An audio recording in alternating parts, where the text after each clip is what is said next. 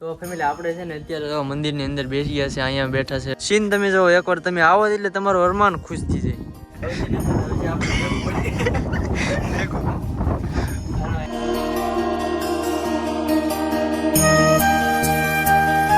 હાલો YouTube family, કેમ છે? તો સ્વાગત છે તમારા બધાનો એક નવા વિડીયોની અંદર.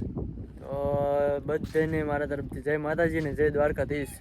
અત્યારે છે ને ફેમિલી અમે આવી ગયા છીએ કળસારની અંદર અને આપણે જવાનું છે બથેશ્વર મહાદેવ, જ્યાં દરિયાના કિનારે એક મસ્ત મજાનું મંદિર છે ને ત્યાં આપણે જવાનું છે. તો હાલો સૌથી પહેલાં આપણે હવે ત્યાં જઈએ, કેમ કે અહીંથી તો દેખાશે નહીં, આપણે ત્યાં જઈએ એટલે બતાવું તમને. તો ફેમિલી તમે જો કળસારથી ગામમાંથી આવો એટલે તમારે દરિયામાં 1 કિલોમીટર જેવું ચાલવાનું રહેશે.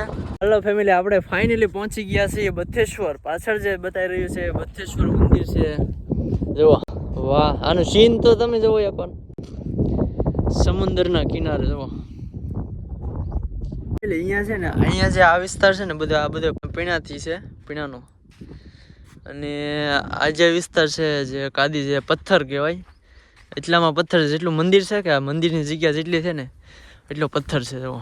અને પછી જે મંદિર પૂરું થઈ જાય ને પછી સહેજ આગળ વ્યા જાવ એટલે ત્યાંથી પાછો પીણો આવી જાય, કે જેટલું મંદિર છે કે એટલો અહીંયા પથ્થર છે ને ત્યાં પથ્થરની માથે જ છે આ રીતનું મંદિર છે. અને દર્શન કરાવું હમણાં. મંદિરની આ બાજુ એક નંદી મહારાજ બિરાજમાન છે જે એમનું ઊભા છે અને આ રીતનું મંદિર છે અહીંયા. વાહ, સીન તમે જો એકવાર તમે આવો એટલે તમારું અરમાન ખુશ થઈ જાય. એટલે મિત્રો આપણે પહોંચી ગયા છીએ મંદિરની એક્ઝેક્ટ સામે. જુઓ છે ને મસ્ત વાતાવરણ અને મંદિર જુઓ તમે. અત્યારે જે આ મંદિર જે છે ને એ અત્યારે નવું બનાવેલું છે, બાકી પહેલાં જે હતું ને એ ખાલી મહાદેવની જે શિવલિંગ છે ને, આ મહાદેવની આ જે શિવલિંગ છે ને એટલું જ હતું. અત્યારે જે આ મસ્ત બનાવી નાખ્યું છે બધું. તો પહેલાં જો આવડું આ એક જ શિવલિંગ હતું, અત્યારે નવેસરથી બધું.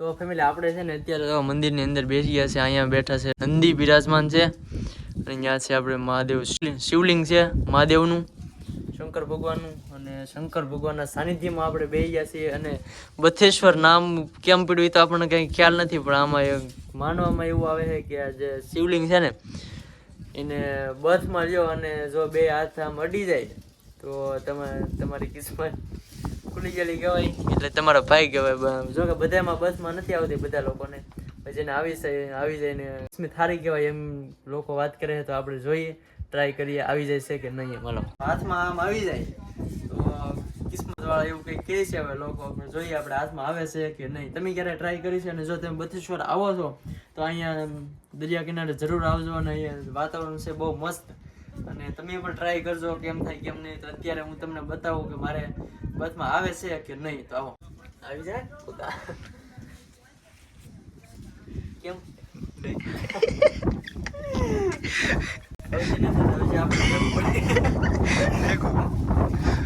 આવી ગયું છે દેખાય. તો ફેમિલી આવી ગયું છે બસમાં. જો તમે જોઈ શકો છો આપણે આંગળી અડી ગઈ છે થોડી. આપણે બસમાં ભગવાન આવી ગયા છે. હવે કઈ આપણે ઉપાધિ છે નહીં. દર્શન કરે.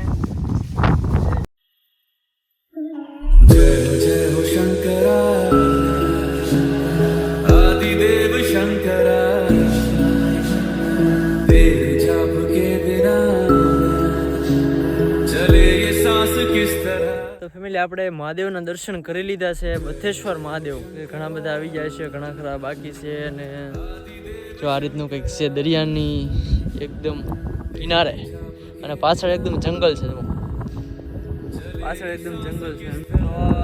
ફેમિલી તમે મહાદેવના સાનિધ્યમાં આવો, કોઈ પણ મહાદેવ હોય, મહાદેવે મોટા ભાગે આમ ગણીને તો બધા દરિયા કિનારો પીકડો હોય. કેમ હોય આપણને ખબર નથી હવે, પણ દરિયા કિનારો પીકડો છે મહાદેવ. આમ ગણી દે તો સોમનાથથી આમ બધે દરિયા કાંઠે મહાદેવ જ બેઠા છે. હવે પાછળ જે તમને દેખાય છે થંભ, જે ધજાનો સ્તંભ, એ છે ને લાકડાનો છે. કે લોખંડનો કે ન હાલે આમાં, કેમ કે લોખંડ છે કે દરિયાનું ખારું પાણી આવે કે એટલે લોખંડ કાઢી જાય. એ છે ને લાકડાનો છે. જો આખો સ્તંભ ધજા લહેરાય છે મસ્ત મજાની. લાકડાના છે જો આમાં રૂપિયાના સિક્કા, 2 ના સિક્કા એમ બધા કૂતાડેલા છે. બધું આ માન્યતા બધી કહેવાય, પણ હવે એ માન્યતા શેની હોય એ આપણી પાસે એટલી બધી માહિતી છે નહીં. એમ ઘણા બધા છે બધા ત્યાં જ્યાં હોય ત્યાં કૂતાડેલા. અહીંયા જે બદ્રેશ્વર મહાદેવનું જે પાછળ મંદિર છે એનું હવે તમને હું થોડાક સિનેમેટિક શોટ લઈને બતાવું, એ તમે જોવો.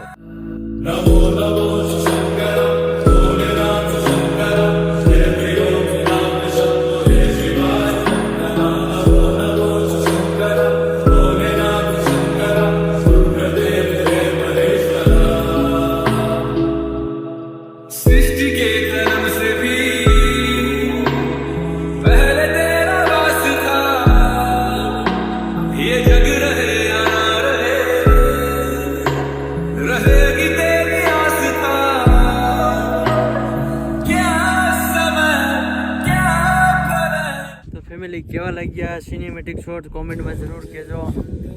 અને હા ફેમિલી, અહીંયા છે ને ભાદરવીના દિવસે ખૂબ જ મોટો મેળો ભરાય છે. તમે આવ્યા હોય તો તમને ખ્યાલ હશે, ને ન આવ્યા હોય તો તમે ક્યારેક મેળામાં આવી જજો. બદ્રેશ્વરની અંદર જો તમારે આવવું હોય તો દૂરના લોકો હોય અને એને આવવું હોય તો મહુવાથી અંદાજે 17 થી 18 કિલોમીટર જેવું થાય છે. ભાવનગરથી 85-90 કિલોમીટર જેવું થાય છે. બસ ફેમિલી, આજના વિડીયોમાં એટલું જ છે. અને આશા છે કે આજનો વિડીયો તમને ગમ્યો હોય તો લાઈક, શેર, સબસ્ક્રાઈબ જરૂર કરી દેજો. મળીએ નવા વિડીયોમાં, ત્યાં સુધી બધાને બાય બાય.